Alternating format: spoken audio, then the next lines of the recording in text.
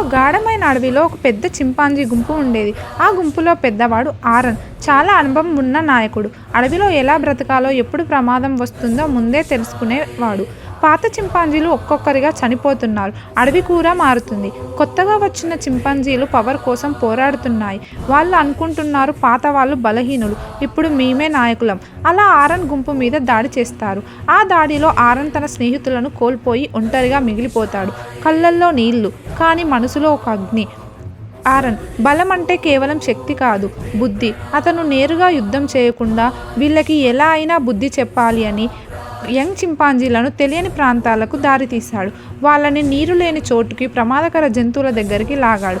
ఒక్కొక్కరుగా వాళ్ళు బలహీనపడ్డ సమయంలో యంగ్ లీడర్ ఆరన్ ముందు నిలబడ్డాడు. పోరాటం చేయకుండా వాళ్ళకి బుద్ధిని కలిగించాడు. యంగ్ లీడర్ ఆరన్ ఎవరినీ చంపలేదు, కేవలం చెప్పాడు నాయకత్వం అంటే భయం కలిగించడం కాదు, రక్షించడం అని.